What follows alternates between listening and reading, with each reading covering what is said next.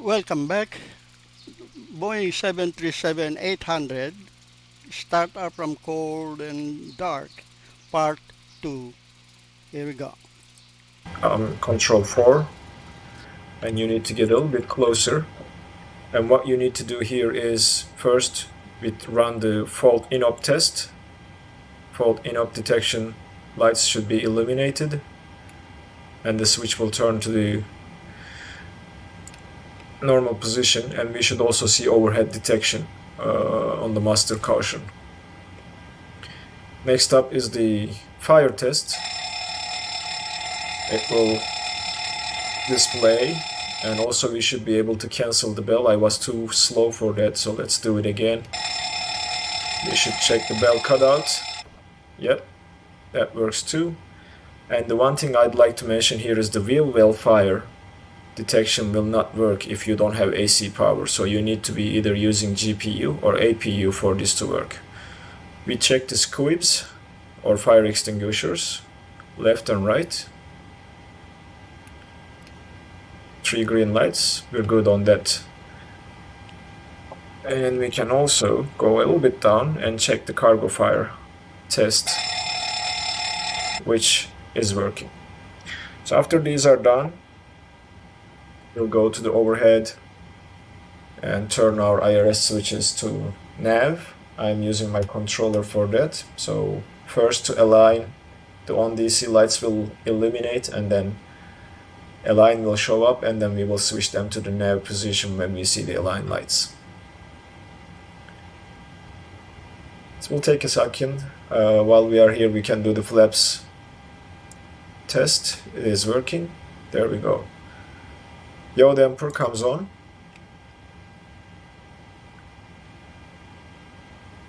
And emergency exit lights will come to there. We'll check the crossfeed valve. Bright blue dim, bright blue off. We also verify that the navigation panel has all the switches in the normal position and the source is at auto. These lights should be dim blue for the engine fuel lives. Standby power, again check the guards. Nothing to do here. In the middle, we'll arm the emergency exit lights. If we are done with refueling, we can turn the seat belt signs on, so we can go ahead and check that first. Let's see.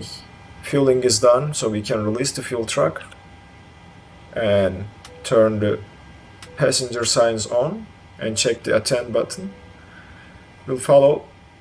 At this point, we can turn the window heat switches to on. Probe heat will stay off until we are ready to taxi. Electrical hydraulic pumps can come on at this point for the exterior walk around, or you can keep them off until you are ready to start your engines. I usually leave them off until I start the engines, and this might not align with the real life procedure because one of the pilots will be doing an exterior walk, and you have to have the pumps on to detect any hydraulic leaks. If the pumps were off, you will not probably going to be able to spot the leaks.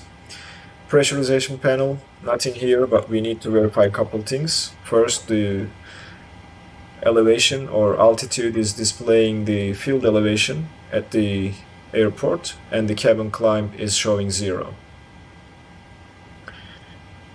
PAX, we are not going to be able to do that without the APU, but we'll turn the cockpit voice recorder to on, and we'll leave the air conditioning and air bleed system off for now.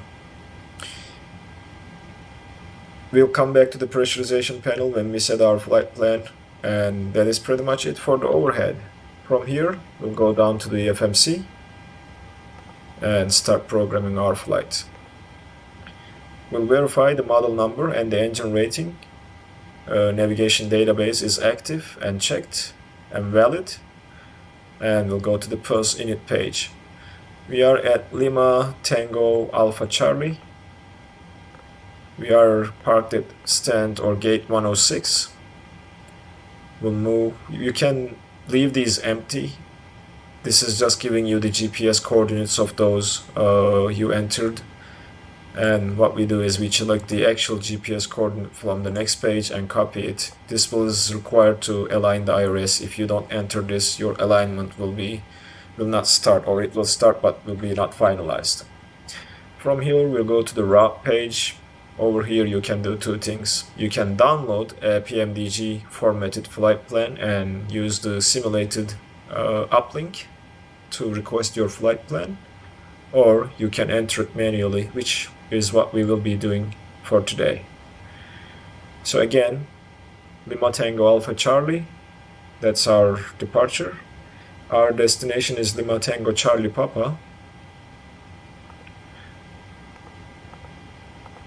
That's entered.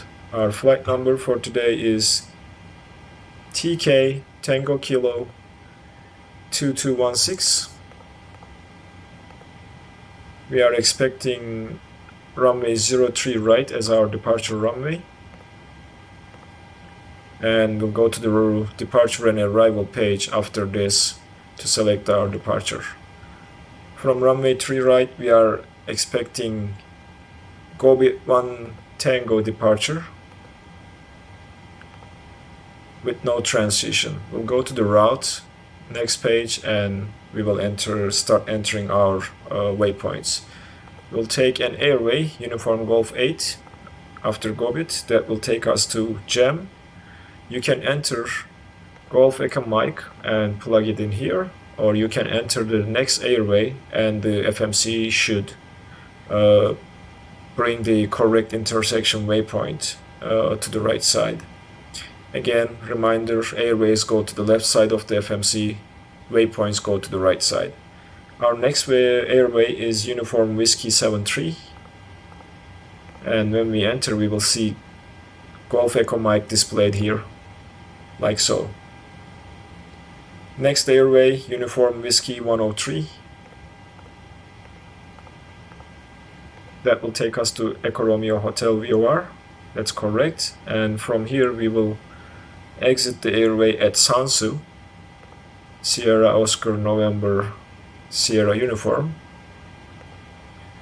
and from there our arrival starts. We are expecting runway 04. We will be doing an ILS Zulu to runway 04 via the Sansu 1 Romeo arrival. We don't have any transitions, so that's our routing. We go to the route page, we activate this. Before executing, we'll go up here, change it to the plan mode, increase the range if you like. I like to keep it at 20 miles.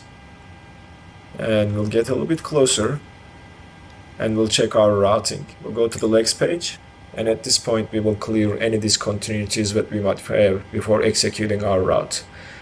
First waypoint, second, we have a restriction of 13,000 or below.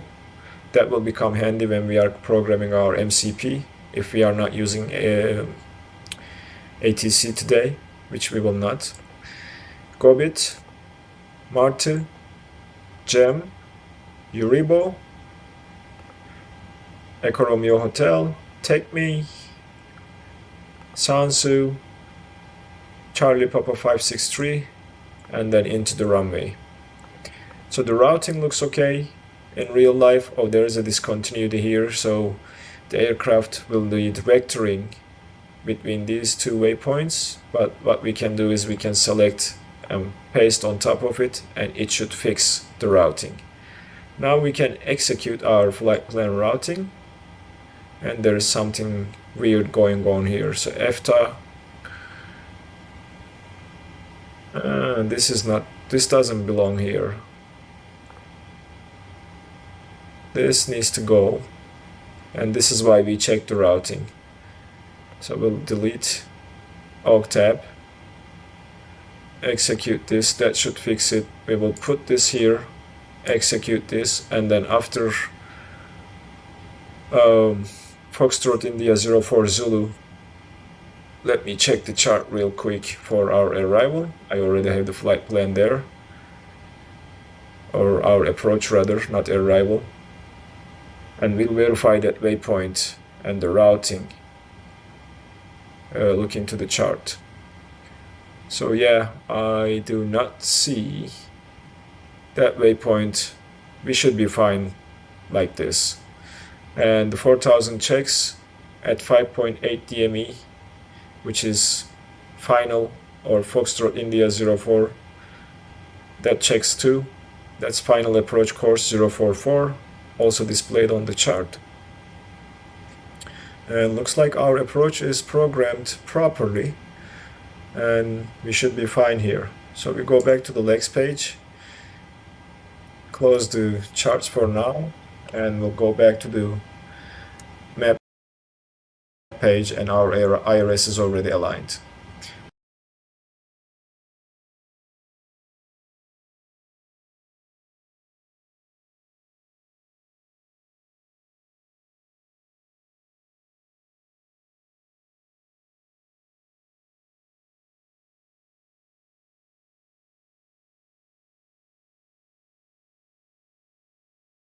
That's it. That is a tutorial for a cold and dark Boeing 737-800. Let's proceed to part 3.